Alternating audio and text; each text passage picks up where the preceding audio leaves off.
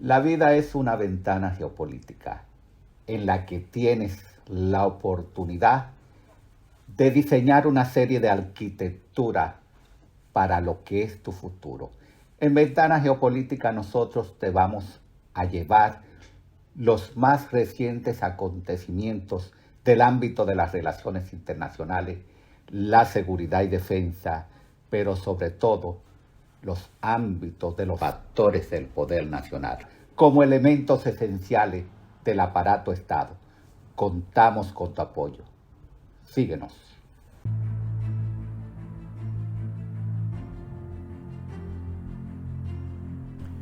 Gracias por permanecer en sintonía con su programa La Voz de los Derechos Humanos. La seguridad ciudadana es el anhelo de todos los habitantes de un territorio que desean tener bajo un clima de respeto a los derechos humanos. Y para hablar acerca de la garantía de los derechos humanos en las labores de seguridad ciudadana, nos acompaña el mayor general en la honrosa condición de retiro Miguel Ángel Cordero Mejía del Ejército de República Dominicana, quien es abogado, psicólogo, politólogo, docente, escritor, productor y conductor televisivo. Además, pasado director de la Escuela de Graduados de Altos Estudios Estratégicos y magíster en Defensa y Seguridad Nacional.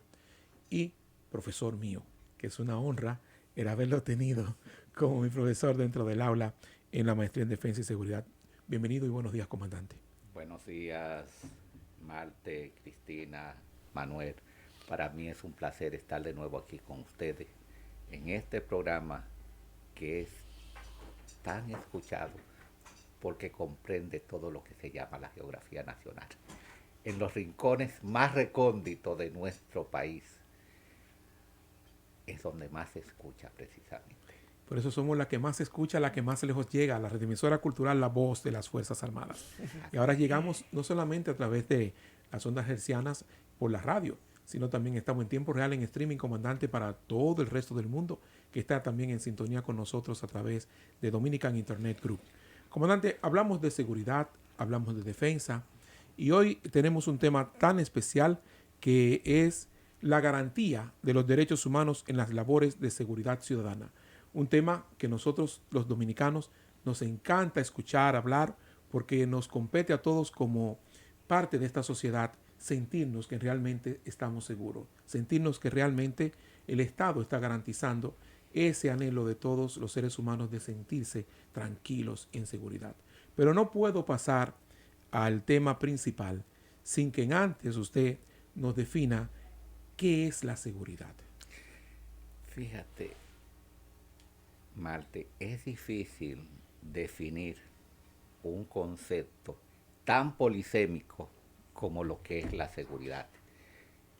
Porque tú me preguntas, ¿seguridad en qué sentido? ¿A qué seguridad nos referimos? Porque la taxonomía de la seguridad es bastante amplia.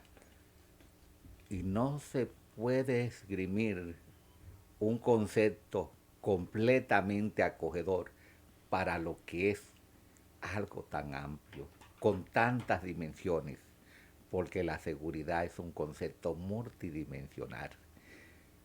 Algunos autores dicen que seguridad es la ausencia de un riesgo, de una amenaza, pero es real.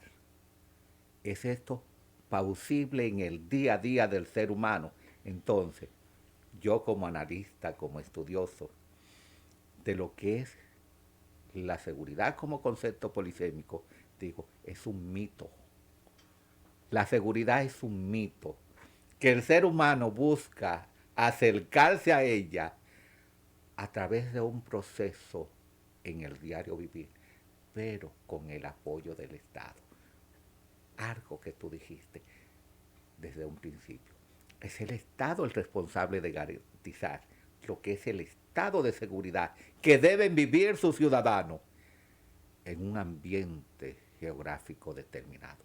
Y la Constitución de la República, de todas las repúblicas, así lo concibe en sus primeros articulados, cuando habla de seguridad alimentaria, cuando habla del derecho a una vivienda, a un trabajo digno. Esos elementos que no son acogidos por muchos tratadistas, que son ignorados a veces, son los que dan base fundamental a lo que es el ámbito de la seguridad, pero sobre todo el ámbito de la seguridad ciudadana. El ámbito de la seguridad ciudadana que para algunos estudiosos y analistas de lo que es la seguridad, desde Busan hasta Brazot, que vienen como estudiosos del ámbito de las relaciones internacionales y declinaron después de la Segunda Guerra Mundial a lo que es el ámbito de la seguridad después de los grandes desastres dejados por la Segunda Guerra Mundial y cuando se pudo notar que el Estado debe ser más paternalista en relación a lo que es la población civil, que es la que más sufre las contiendas bélicas. En ese sentido, ahí surgen una serie de conceptos, como el concepto de seguridad colectiva, el concepto de seguridad compartida, mediante los cuales precisamente los estados se comprometían a garantizar un statu quo de garantías, valga la redundancia, para sus ciudadanos a través de alianzas, de la cooperación para conseguir lograr la paz. Entonces, en este sentido, tanto el interés de esos estudiosos, de esos analistas, han llevado a nuestros días precisamente una responsabilidad compromisoria del Estado hacia sus ciudadanos a través de una serie de conceptos que a veces se diluyen en el tiempo. Eso es una cuestión bastante compleja, tal como usted lo establece, comandante, porque podríamos decir simplemente que seguridad es la ausencia del miedo. Así de sencillo podríamos definir seguridad. Pero no existe Pero no ausencia existe de miedo. la ausencia de miedo, porque el miedo, es parte del ser humano. Del ser humano, exactamente. Entonces, hablar de la ausencia del miedo es algo mitológico, porque no tenemos miedo a caernos, tenemos miedo a fracasar, tenemos miedo a todo. Entonces, es una cuestión que nosotros no podemos establecer real y efectivamente el término seguridad tal como usted lo dice, comandante. Y además, hay una situación con este término. Es bastante amplio, real y efectivamente. Y bien usted lo especifica, ya que nos habla de varios tipos de seguridad. Y vemos que existe la seguridad alimentaria, la seguridad jurídica, que son parte también de lo la que... seguridad social. De la seguridad social, que son parte de todo ese conglomerado de lo que es la seguridad. Y en ese sentido, Aníbal, como expresa el comandante, y tú también, en lo que es el concepto de seguridad es muy amplio, pero me gustaría que el comandante pudiera referirnos básicamente a lo que es la seguridad ciudadana. Uh-huh. Es que, fíjate, en los años 90, el PNUD precisamente adoptó un concepto, precisamente en el 92, impulsó un concepto sobre seguridad humana. Porque existía una dicotomía sobre el concepto de seguridad ciudadana. ¿A qué se refiere? ¿A las ciudades o a sus habitantes? ¿Al ciudadano o a las ciudades? Es decir, existía una dicotomía sobre la aplicabilidad del concepto, hacia quién el Estado debía ejercer esa protección, esas garantías. Porque tú dirás, garantizando al ciudadano se garantizan las ciudades, pero eso es cuestionable, porque las ciudades tú garantizas al ciudadano a través de la creación de infraestructura en las ciudades, pero ¿le da esto en verdad calidad de vida al ciudadano? Porque de nada vale que tú generes una estructura suntuosa y que el ciudadano se esté muriendo de hambre, y que el ciudadano esté impedido de accesar a un estado de comodidad a través de las viviendas a bajos costos, como lo establece la Constitución, porque lamentablemente los estados se ponen una soga al cuello cuando versan en sus primeros articulados sus responsabilidades. Si cada ciudadano demandara al Estado por incumplimiento en su rol misional con relación a sus garantías, que son constitucionales, el Estado no tuviera con qué pagar. ¿Por qué? Porque no se puede cumplir con todo lo que está establecido en la Constitución para que pueda existir un marco real y efectivo de garantías para la sociedad, para el ser humano, para el individuo como tal. Entonces, nosotros debemos estar conscientes de que el Estado, con la poca capacidad que pueda tener en base a la determinación de los recursos en el espacio geográfico en el que se encuentra, tiene que hacer de tripa corazón, como dice el refrán, y abocarse a proyectos que sean tangibles, realizables, que vayan a consolidar un ambiente de paz y armonía a través del desarrollo, como tenemos una ley, la 1-12, que habla sobre la estrategia de seguridad nacional y desarrollo, la estrategia de seguridad y desarrollo, la estrategia nacional de desarrollo, mejor dicho. Tenemos una estrategia nacional de desarrollo, pero no tenemos una estrategia nacional de seguridad. ¿Cómo podemos garantizar un desarrollo si no garantizamos una seguridad? ¿Cómo podemos nosotros garantizar un desarrollo si no tenemos una directiva de defensa nacional? Ambas herramientas, tanto la directiva de defensa nacional, comandante. La directiva de defensa nacional es la que dice quién interviene y cómo interviene en un momento determinado. Aquí tenemos una sola directiva hasta el momento, que es la directiva 189-07, que es la directiva de seguridad y defensa nacional. ¿Qué sucede con las directivas? Que las directivas son transitorias, porque deben ser revisadas no más de 2 años. ¿Por qué decimos eso? Porque los riesgos y las amenazas son cambiantes totalmente. Cambian, varían, como varía la geopolítica de un Estado, porque lo que es ahora no es ahorita. Y es una directiva que data del 2007. Entonces, ¿cómo es posible que una directiva del 2007, la 189, todavía no haya, y se utiliza como marco de referencia, inclusive para el decreto 8621? Pero ha sentado esta directiva las bases fundamentales dentro del ámbito de la seguridad y la defensa, pero ya es hora de que sea revisada y que sea actualizada. ¿En base a qué?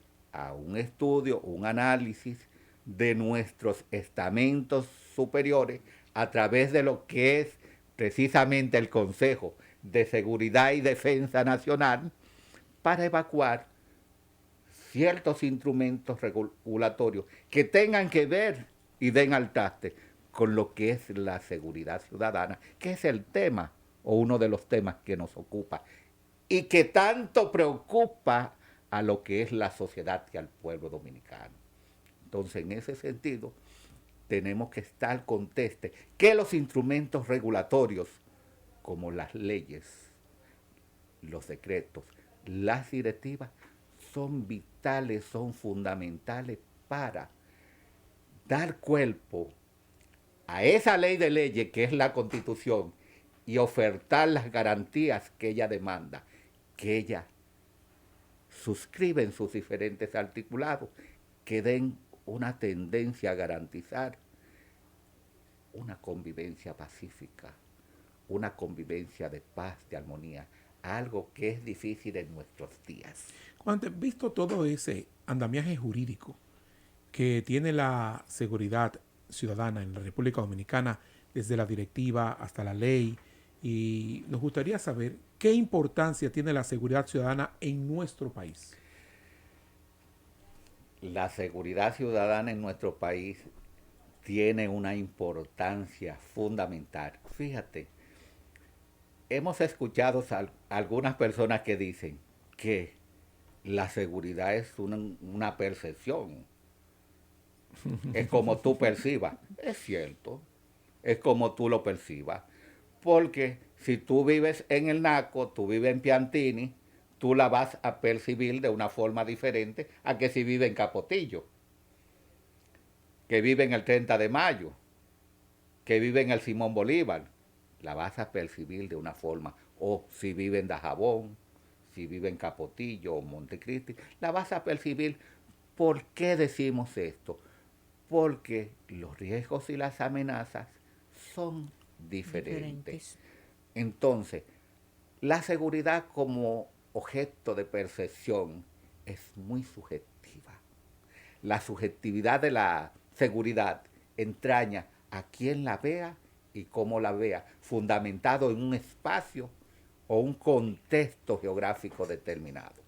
Por ello, nosotros entendemos que el concepto de seguridad ciudadana es un concepto que debe moldearlo el Estado en base a sus posibilidades y sus capacidades para que el ciudadano se sienta identificado con lo que podría ser un proyecto de nación. ¿A través de qué?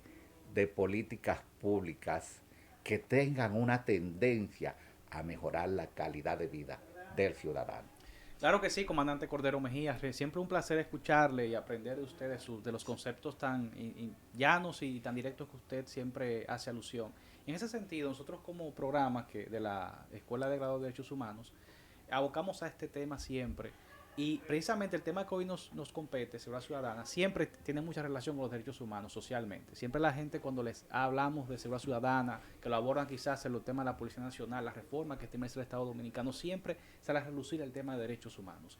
Y en ese sentido, me gustaría preguntarle, ¿el Estado Dominicano, nuestro Estado, garantiza los derechos humanos en las labores de seguridad ciudadana?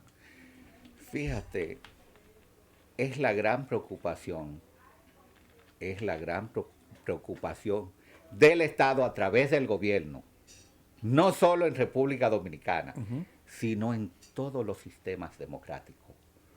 Porque los derechos humanos es la columna vertebral de lo que se llama la democracia. Y todo Estado democrático debe garantizar lo que son los derechos humanos. Por eso nosotros nos preguntamos, ¿son los derechos humanos válidos en todos los sistemas políticos? No. Se puede hablar de derechos humanos en China, se puede hablar de derechos humanos en Rusia, en la Federación Rusa, se puede hablar de derechos humanos en otros lugares que tienen un sistema iliberal. ¿A qué llamamos un sistema iliberal? Un sistema que no está fundamentado en lo que es el patrón, el modelo democrático. Incluso Hungría, en los avatares de lo que fue la COVID-19, ya lo había predicho en el 2014, que su presidente, Víctor Orbán, dijo, Hungría se aboca o se abocará dentro de pronto a un sistema iliberal. Eso causó un ruido tremendo, porque uno de los grandes, diríamos, estamentos de la Unión Europea es la democracia, como una herencia de lo que fue la primera república democrática que fueron los Estados Unidos, concebida, logró su independencia en 1776, pero lo versó en su constitución del 1787. Democracia y república. Dos conceptos que fueron vilipendiados en lo que fue la Roma antigua y en lo que fueron las polis griegas. La democracia que salió derrotada en las polis griegas porque fue un concepto prácticamente que no funcionó. Tanto Platón como Aristóteles denigraron la democracia, incluso poniendo la democracia de Solón por encima de la democracia. Pero la república que la primera república fue Roma y abandonó porque entendió que no funcionaba la república. Y Estados Unidos adopta dos modelos que fueron un fracaso en la antigüedad. Tanto el concepto de la democracia, pero ahora, ¿qué viene a cimentar lo que es la democracia como sistema político? Los derechos humanos. Los derechos humanos sobre los cuales, precisamente, un gran presidente de los Estados Unidos, Franklin Delano Roosevelt, cuando se están llegando a los acuerdos para Yalta, pero anteriormente en la Carta del Atlántico, con Churchill, donde establecen que el sistema imperante iba a ser o debía ser la democracia fundamentada en los derechos humanos. Elemento número uno y condicionante para que los estados tuvieran como norte, como principio, los derechos humanos. ¿Se abocaron todos los países a esto? No, no todos se abocaron a esto. Entonces, los derechos humanos dentro del ámbito de la seguridad ciudadana es un elemento que debe cuidar un Estado democrático, que inmediatamente se sale de ahí, ejerce lo que se llama una democracia iliberal como sistema político. Yo quiero hacerle una pregunta en ese sentido, comandante. Quizás abordando un poco a un Estado hermano y una situación internacional, porque sé que usted es un hombre de mucho análisis, conoce mucho el tema geopolítico y todo esto. Por ejemplo, se ha hablado mucho de las políticas de seguridad ciudadana que aborda, por ejemplo, la hermana nación de El Salvador. Por ejemplo, en ese sentido, por ejemplo, ¿qué análisis usted le da? Por ejemplo, obviamente, El Salvador tiene una situación muy particular con el tema de las pandillas, que bien ha dado, se puede decir, un resultado, pero desde el punto de vista de la materia de derechos humanos, ¿cómo usted lo abordaría? Fíjate lo siguiente, es un gran tema de análisis y yo pensaba tratarlo, no obstante, porque ahí viene la gran pregunta, ¿qué tú prefieres? ¿Seguridad ciudadana o derechos humanos? Pero es que va muy de la mano. Exactamente. Va muy de la mano. Pero fíjate lo siguiente, hay un momento que para tú poder garantizar la seguridad, porque ¿qué es la seguridad? En seguridad es una negociación, un acuerdo entre el Estado como estamento jurídico, como ficción jurídica y los ciudadanos. Tú quieres garantía, tienes que ceder libertades. Si no cede libertades, no hay garantías. Por eso hay una obra que se llama El capitalismo, el periodo de la vigilancia, que eso lo practica China, lo practica Estados Unidos y todas las potencias practican eso. Estamos viviendo un capitalismo de periodo de la vigilancia, porque China, hay que estar consciente, es comunista de nombre, pero es más capitalista que los Estados Unidos. Claro. Es un híbrido. Ejerce un capitalismo más un comunismo liberal avasallante que los Estados Unidos. Entonces, en ese sentido, el caso Salvador es un caso sui generis. Las maras tenían el control del Estado, como está sucediendo ahora en Ecuador. Y la muerte el 10 de agosto de este muchacho, de Fernando Villavicencio, un candidato a la presidencia, que no tenía ninguna posibilidad de llegar, es una víctima del gran desastre. Ahora, seguimos con el amigo Nayib Bukele. Nayib Bukele, al ver el fracaso de sus antecesores por el problema de las maras, el mal manejo de los presidentes que le han antecedido, llegó con un programa. Y dijo, la única forma de salvar el Estado de El Salvador es con mano dura. Que se van a violar los derechos, sí, pero los derechos de los que violan los derechos del ciudadano. Porque esos son las maras. Violan los derechos de los ciudadanos. Todos tenemos derechos, pero un criminal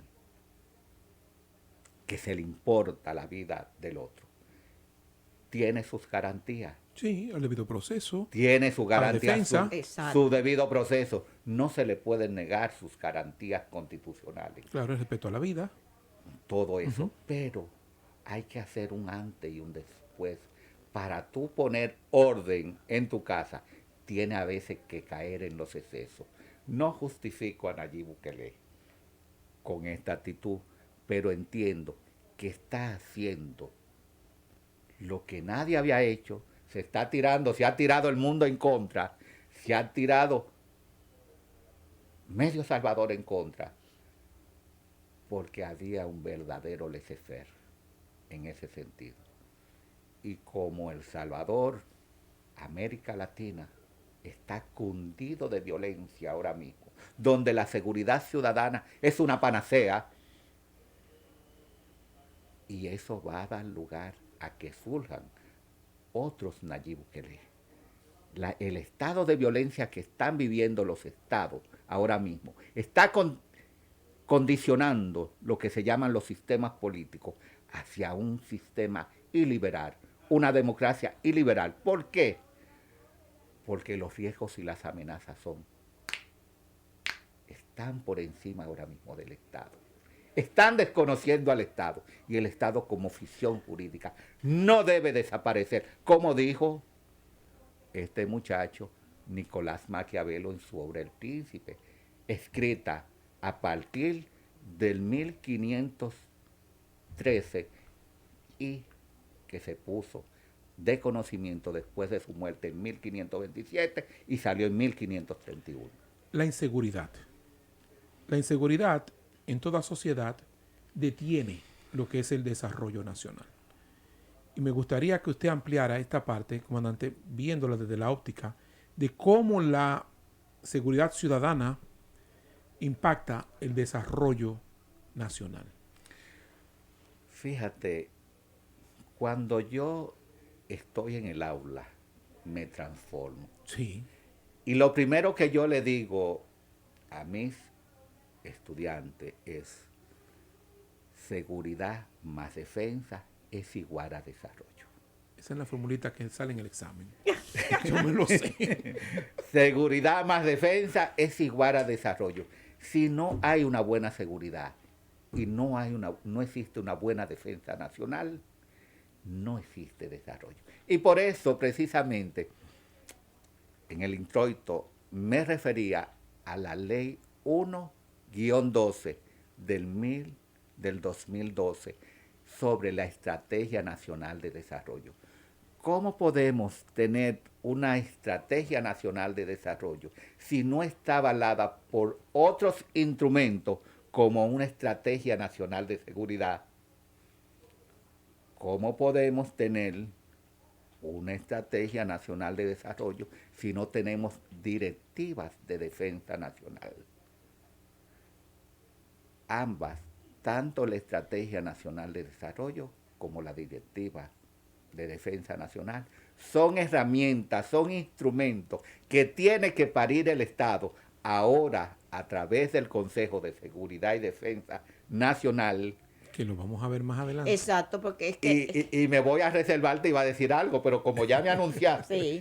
que viene más adelante, voy a tener esa reserva Es para que más si no adelante. tenemos, Sí. es que si no tenemos, Aníbal, esa seguridad, obligatoriamente no vamos a tener el desarrollo. Porque es que no hay inversión. Exactamente. No hay nada. Yo, por un ejemplo, como inversionista, no voy a invertir en un lugar, en un terreno Inseguro. inseguro, donde yo sepa que eso, ¿verdad? Eso no me va a traer nada. Pero Que al tú solo contrario. tienes que ir al refrán, al famoso refrán, vamos a lo seguro. Sí, vamos a lo Exacto, seguro. Vamos a lo seguro. Y fíjate exactamente. cómo nosotros, un pueblo que depende del turismo, necesitamos ofrecer seguridad en el entorno, no solamente donde se mueve el turista, porque el turista donde se mueve en los hoteles, se mueve en la zona colonial, y en ese entorno hay mucha seguridad.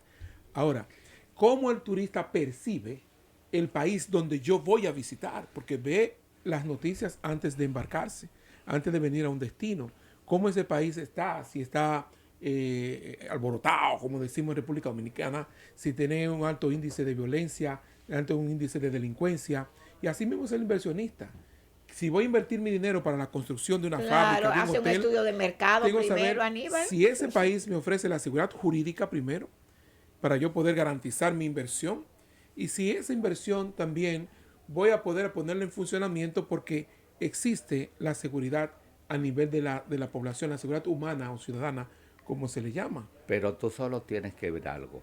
Cuando la Embajada de los Estados Unidos emite una alerta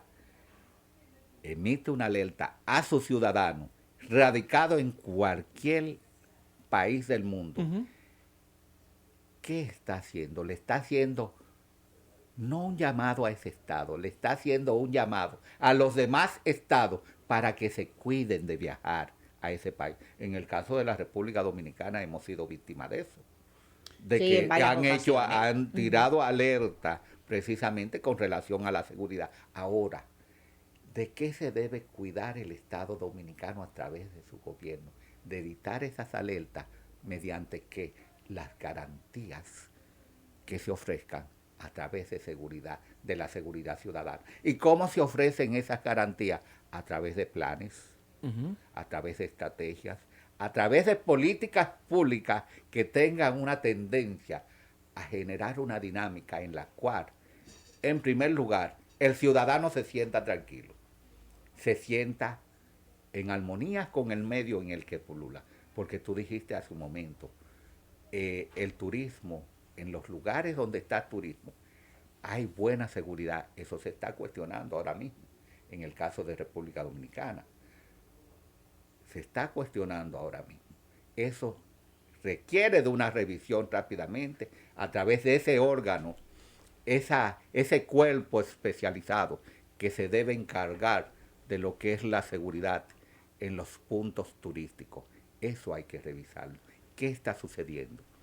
Porque si se va un turista insatisfecho o le pasa algo a un turismo, a un turista internamente, ya eso es una bomba de tiempo. Y nosotros somos un Estado muy dependiente de lo que se llama el turismo, las remesas y las remesas, es decir, dentro de ese factor terciario de lo que es la economía nacional. Entonces, tenemos que ser cautelosos y por eso la importancia que tiene como elemento capital el Consejo de Seguridad y Defensa Nacional. Bueno, comandante, nos vamos a una breve pausa y al retorno vamos a seguir conversando acerca de las garantías de los derechos humanos en las labores de seguridad ciudadana. Comenta y comparte nuestro contenido con tus amigos y allegados. Dale like y enciende la campanita de notificaciones. El día de hoy estamos hablando de las garantías de los derechos humanos en las labores de seguridad ciudadana con un invitado de honor que es el mayor general de la honrosa posición de retiro, Miguel Ángel Cordero Mejía del Ejército de República Dominicana, un especialista carta cabal en estos temas y hemos hablado ya de temas bastante interesantes en el bloque anterior y quedó así en el tintero y el comandante lo abordó de manera somera, pero ahora queremos hablar específicamente de esta instancia del Estado Dominicano que reviste de mucha importancia en lo que respecta a nuestras políticas de defensa nacional, que lo es el Consejo de Seguridad y Defensa, comandante Cordero. Fíjate, el Consejo de Seguridad y Defensa que está contenido en el capítulo 3 de la Constitución de la República, artículo 258, con el cual yo particularmente tengo mis reservas, porque establece ese artículo 258 que ese consejo será reglamentado por el Poder Ejecutivo, cuando debió decir que tendrá su propia ley. Porque para mí el consejo debió estar contenido dentro de una ley de seguridad y defensa, como mismo versa el artículo 261 de la misma Constitución en el capítulo 3. Ese artículo 261 que habla precisamente sobre los cuerpos de seguridad pública o de defensa. Al final, esos amigos televidentes lo pueden contactar. En una línea dice, el Sistema Nacional de Inteligencia tendrá su propia ley. Un motivo por el cual quizás no pasó la ley de la creación de la Dirección Nacional de Investigaciones o DNI, porque el Sistema Nacional de Inteligencia tiene un rango constitucional y no puede caer un sistema dentro de una ley adjetiva cuando está ya dentro de una ley sustantiva. Pero en relación al Consejo digo que debió haber dicho igual, pero ya está en la Constitución. Ahora, ese Consejo está regulado, está reglamentado mediante el decreto 8621. ¿Cuáles son las bonanzas y las debilidades del decreto 8621? Comenzamos por el glosario. El glosario de ese decreto, para referirse precisamente a lo que es el Consejo de Seguridad y Defensa Nacional, debe estatuir, debe esgrimir, debe enunciar todo lo relativo a la conceptualización en materia de seguridad y defensa. Y no es así. Lo primero es que deja al margen la definición de lo que son intereses nacionales y objetivos nacionales. Un error grave, porque el mismo decreto, en algunas definiciones, por ejemplo, de seguridad ciudadana, habla sobre los intereses nacionales, pero si tú no me la defines, lo que son intereses nacionales y objetivos nacionales, ¿cómo yo sé lo que son objetivos nacionales si no tengo un previo estudio sobre ellos? Entonces, esa es una de ellas, pero hay otras. El decreto lo conforman 7 miembros. El presidente de la República, el ministro de la Presidencia, el ministro de Interior y Policía, el ministro de las Fuerzas Armadas, el director general de la Policía Nacional, el director de la DNCD y el director de la DNI. Esos 7 miembros, y dice que las decisiones se tomarán la mitad más uno, y que si hay un empate, el presidente decidirá. Entre 7 miembros puede haber un empate. No creo, ¿no? Puede haber un empate cuando hay 7 miembros, cuando son impares. Y no creo que sean a 3,5 los votos, ¿no? Entonces, es otro de los detalles que tiene ese decreto. Y los amigos que no escuchan, que no ven, lo pueden contactar. Ahora, ¿qué otro elemento tiene ese decreto? Que refiere en uno de sus artículos que en ausencia del ministro de Defensa y del director general de la Policía Nacional, el presidente designará su sustituto. Ahora, ese decreto, esa disposición contenida, violenta lo que son las regulaciones internas de las instituciones, lo que se llama el escalafón de mando, donde la cadena de mando, mejor dicho, no el escalafón, la cadena de mando institucional, donde se establece quién debe sustituir a un comandante en su ausencia para una actividad o una eventualidad determinada.